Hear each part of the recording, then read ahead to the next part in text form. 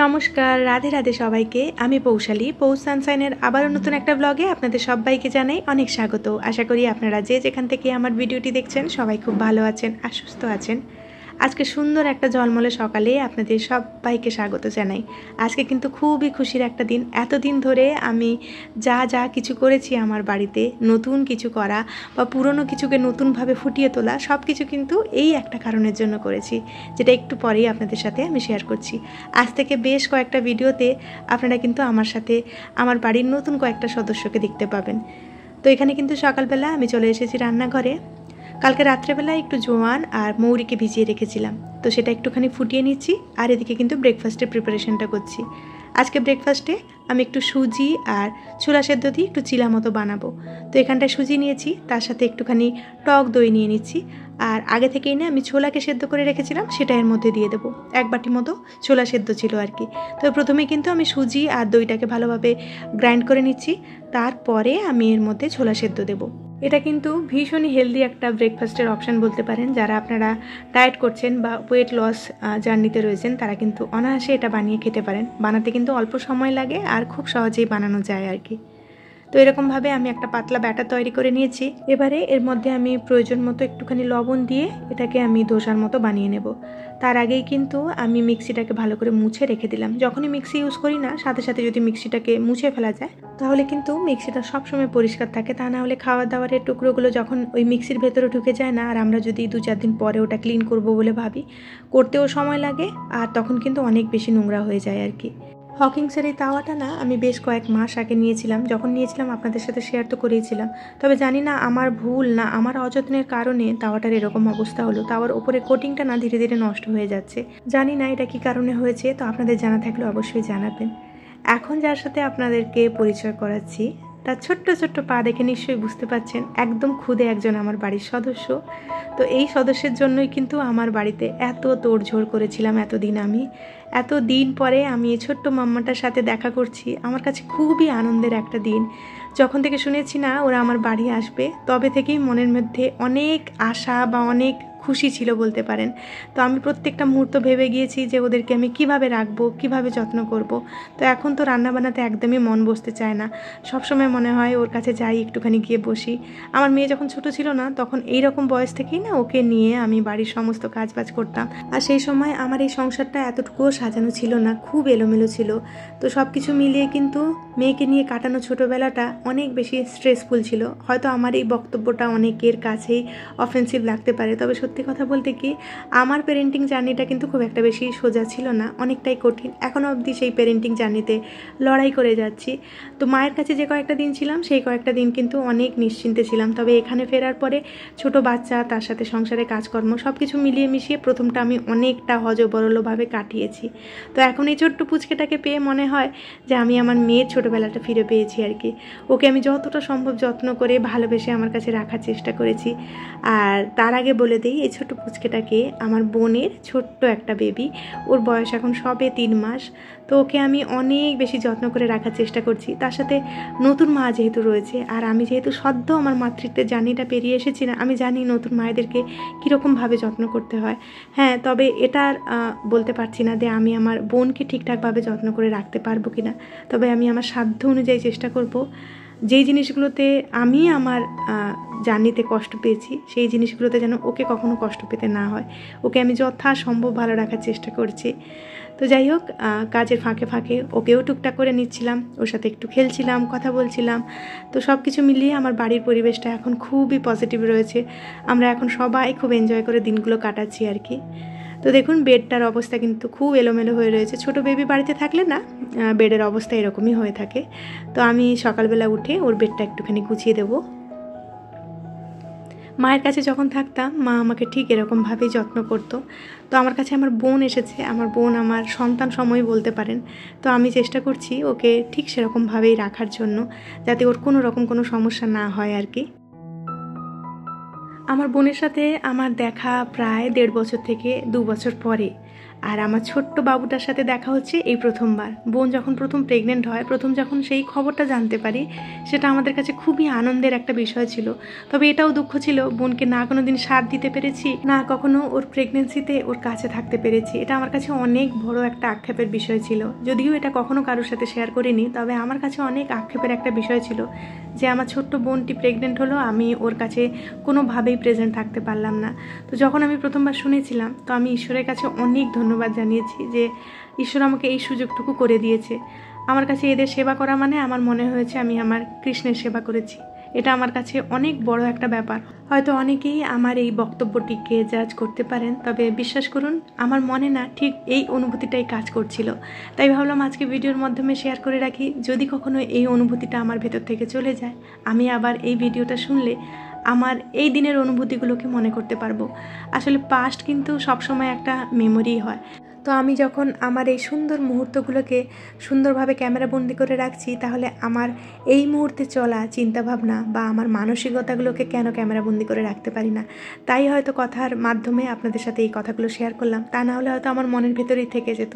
আর মনের ভেতরে থাকলে বয়স বাড়ার সাথে সাথে আমার সাথে যা হচ্ছে, আমি হয়তো পরবর্তীকালে সব কিছু ভুলে যেতেই পারি। তো সেই কারণে আমার মনে হয় যে আমি যেই মুহূর্তগুলোকে আঁকড়ে ধরে বেঁচে রয়েছি বা যেই মুহূর্তের মধ্যে আমি রয়েছি, সেই মুহূর্তে চলা আমার মনের মধ্যে সমস্ত থটস যেগুলো আমি আপনাদের সাথে শেয়ার করতে পারি, সেগুলো আমি ক্যামেরাবন্দি করে রেখে দিই আর কি।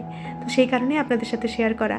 তো যাই হোক, কাজে ফাঁকে ফাঁকে কিন্তু পুচকেটাকে নিতে আমি একদমই বলছি না। ওর সাথে খেলতে বা ওর সাথে কথা বলতে যে কী ভালো লাগছে। আমার মেয়েও না অনেক বেশি এনজয় করছে। ছোটো থেকে তো কখনো এত পুচকে বেবির সাথে বড় হয়নি। তো ছোট বোনকে পেয়ে ও খুব খুশি। সব সময় বোনের কাছে যাওয়া, ওকে চুমু খাওয়া, ওকে আদর করা, সব সময় বোনের কাছে কাছে থাকার চেষ্টা করছে। তো আজকে দুপুরবেলা একটুখানি খিচুড়ি হচ্ছে। বোন এসে প্রায় 2-3 দিন মতো হয়ে গিয়েছে। তো 2-3 দিন একটু রান্নাবান্না করেছিলাম। আজকে একটুখানি বাইরে বৃষ্টিও হচ্ছে, তাই সবাই চিন্তা ভাবনা করলাম আজকে একটুখানি মুগ ডালের খিচুড়ি খাওয়া যাক। আমার বোন এমনিতে আমার হাতে না নিরামিষ রান্না খেতে ভালোবাসে। তো যখন বিয়ের পরে পরে ও আমার কাছে গিয়ে কয়েকদিনের জন্য থাকতো, তখন ওকে আমি কিছু কিছু রান্নাবান্না করে খাওয়াতাম। ও খুব পছন্দ করতো। আর আমার রান্না যখন কেউ খেতে পছন্দ করে আর তৃপ্তি করে খায় না, সেটা আমার কাছে অনেক বেশি ভালো লাগে। তো আমার ইচ্ছে ছিল ও যখন আসবে এবারে, ওকে আমি সমস্ত কিছু যেটা আমি পারি রান্না করতে, সেগুলো আমি করে খাওয়াবো। তো আজকে একটু ভোগের খিচুড়ি বানাচ্ছি। আর আমার মেয়ে কিন্তু এদিকে আমাকে হেল্প করতে চলে এসেছে। কিছু পারুক আর না পারুক, যখনই আমি বেডশিটটা চেঞ্জ করি না, তখন নিজের যে বালিশ হয় সেটার কাভারকে চেঞ্জ করার জন্য সবসময় তৎপর হয়ে থাকে আর কি। ও নিজের বালিশটাকে নিয়ে কাভারটাকে খুলে বসবে, তারপরে আমাদেরকে বলবে আমার নতুন বালিশের কাভার দাও। যতক্ষণ না ওকে আমি বালিশের কাভারটা দেবো, ততক্ষণ অবধি ও ওখানেই বসে থাকবে। আর এই কাজটা ও খুব ভালো পারে আর কি, বালিশের কাভারটা সরানো। তো যাই হোক, ওকে ওর বালিশের কাভারটা দিয়েছি আবার লাগানোর জন্য। দেখুন সুন্দরভাবে কিন্তু বাবার হেল্প নিয়ে লাগিয়ে দিয়েছে।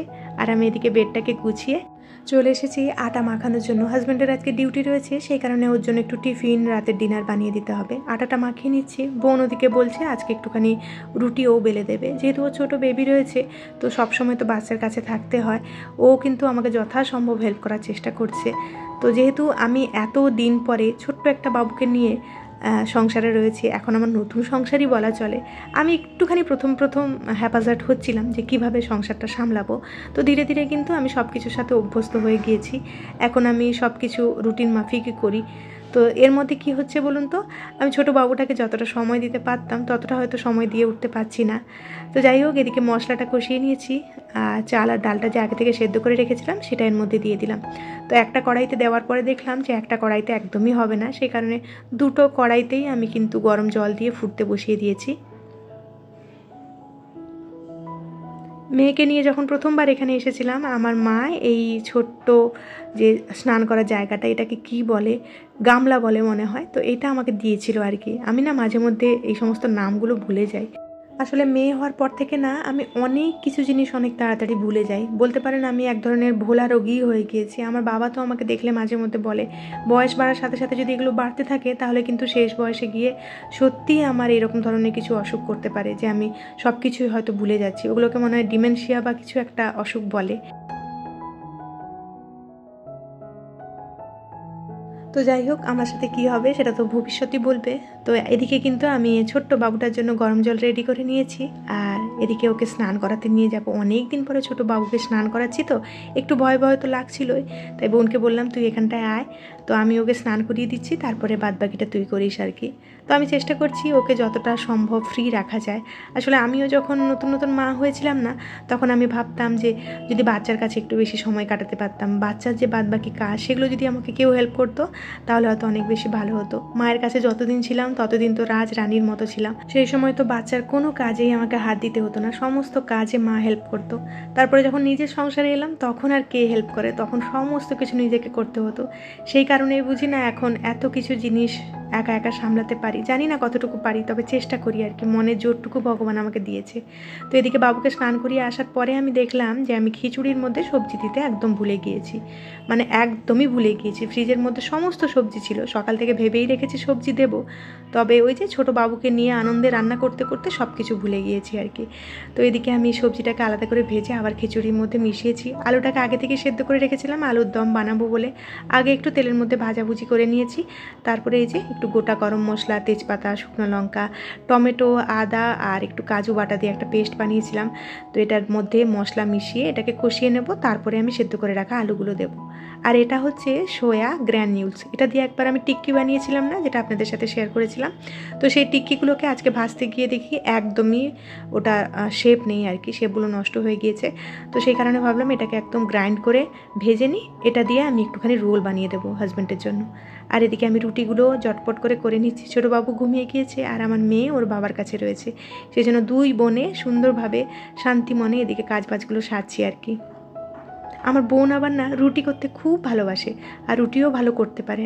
ওর মধ্যে এমন কিছু কিছু ট্যালেন্ট রয়েছে যেগুলোর ধারে পাশে আমি যাই না আর কি। দেখতে গেলে কিন্তু আমার থেকে অনেক বেশি পরিপাটি, অনেক বেশি সুন্দরী আর অনেক বেশি গুণী একজন মানুষ আর কি। আর আমি তো রুটি একদমই ভালো পারি না করতে, যেরকম সেরকম করে করি। তো এদিকে দেখুন রুটিগুলো ও বেলেছে বলে তাও যেটুকু ফুলছে আর কি, তা না হলে আমার হাতে রুটি ফোলানো তো খুবই মুশকিল একটা ব্যাপার। তো আমাকে জিজ্ঞেস করছিল যে দিদি তুই একসাথে 3-4টা রুটি ভাজতে পারবি, তাহলে আমি ঝটপট করে রুটিগুলো বেলে দিই। তো আমি বললাম চেষ্টা করব, আমি যদিও খুব একটা কম করি এই জিনিসটা, যেহেতু তুই আজকে রয়েছিস রুটিগুলো একটু ভালো হলে আমাদেরও খেতে ভালো লাগবে আর কি। তো যাই হোক ও 2-3টে করেই দিচ্ছিল, আমি কোনো রকম ভেজেছি। আর এদিকে হাজব্যান্ডের জন্য রোলটাও বানিয়ে নিচ্ছি। আসলে নিজে যখন রুটি করি না সেটার টেস্ট যে খুব একটা বেশি ভালো হয় তা একদমই বলবো না। আর যখন আমার শাশুড়ি আসে রুটি করে বা আমার এই যে বোন এসেছে রুটি করে দিচ্ছে, তখন মনে হয় একটু ভালো রুটি খাই আর কি। নিজের হাতে রুটি তো খেতে একদমই ভালো লাগে না, খেতে হয় বলে খাই।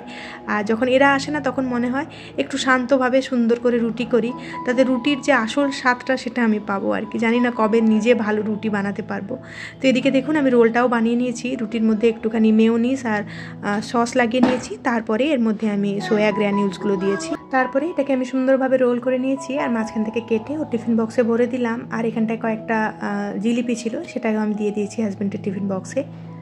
আর এখন একটুখানি পাঁপড়ও ভেজে নিচ্ছি। তো এই পাঁপড়টা হচ্ছে রাইস পাঁপড়, এটা আমার বাবা আমাকে দিয়েছিল যখন আগের বারে বাপের বাড়ি থেকে এসেছিলাম। তো আমি না এই পাঁপড় টাপড় খুব একটা বেশি ভাজি না, মাঝে মধ্যেই ভাজি আর কি। তো আসলে ভুলে যাই, এত কিছু রান্নাবান্নার পরে যে আমি পাঁপড়টা ভাজবো না মাঝে মধ্যে ভুলে যাই আর কি। তো আজকে যেহেতু খিচুড়ি হচ্ছে তাই ভাবলাম এই পাঁপড়গুলো বের করি। আর এটা তো এমনি নর্মাল যে বেসনের পাঁপড়গুলো হয় সেটা। আপনাদের কোন পাঁপড়টা বেশি ভালো লাগে অবশ্যই আমাকে জানাবেন। আমার তো দুটো পাঁপড়ই খেতে ভালো লাগে, তবে রাইস পাঁপড়টা না একটু বেশি ক্রিস্পি হয়, ওটা খালি মুখেও খাওয়া যায়। রান্নাবান্নাগুলো শেষ করে ফেলেছি, রান্নাঘরটাও মোটামুটি গুছিয়ে এদিকে চলে এসেছি কয়েকটা জামা কাপড়কে শুকোতে দেওয়ার জন্য। ছোটো বাপুর জামা কিন্তু আমি নর্মালি ওয়াশিং মেশিনে দিচ্ছি না, ও যেহেতু ডেটল জলে ডুবিয়ে রাখতে হয় কিছুক্ষণ, সেই কারণে হাতে করেই কেচে দিই। তার সাথে বোনের জামাগুলোও হাতে করে কেচে দেওয়ার চেষ্টা করছি আর কি। তাছাড়া ছোটো বাবুর জন্য না আলাদা একটা ডিটারজেন্ট ইউজ করি, তো ওর তো অল্প অল্প করে জামা বেরোয়, ওর জন্য মেশিন চালাতে গেলে 1-2 দিন বসতে হবে। তো সেই কারণে ওর জন্য আমি আলাদা করেই কেচে নিই হাতে করে। আর ছোটো বাবু যেই কয়েকটা দিন আমার কাছে ছিল না সেই সময় অনেক বর্ষা হচ্ছিল, তো সব থেকে বেশি কঠিন কাজ ছিল এই জামা কাপড় কাঁথা শুকোনো। এত দিন পরে যখন কাঁথা শুকোচ্ছি তখন আমার ঠিক মেয়ের ছোটোবেলার কথাগুলো মনে পড়ছিল আর কি। ওরও এরকমভাবে কাঁথা শুকাতে হতো। এখন তো গোটা রুমের ভেতরেও রাত্রিবেলা করে কাঁথা শুকোতে দিয়ে দিই, ফ্যানের তলাতে যতটুকু শুকোয় বাদ বাকিটা নেক্সট ডেতে এদিক ওদিক রোদে দিয়ে দিই আর কি। আর এই তো কাজবাজ শেষ করে নিয়েছি, হাজব্যান্ডও খেয়ে বেরিয়ে গিয়েছে। এখন দুই বোনে বসেছি খিচুড়ি, আলুর দম আর পাঁপড় ভাজা, জিলিপি নিয়ে। তাহলে আজকের মতো আপনাদের থেকে এখানেই বিদায় নিচ্ছি। খুব শিগগিরই দেখা হচ্ছে নেক্সট আরেকটি ব্লগে। ততক্ষণের জন্য সবাই খুব ভালো থাকবেন, সবাইকে খুব ভালো রাখবেন আর নিজের যত্ন রাখবেন। টাটা।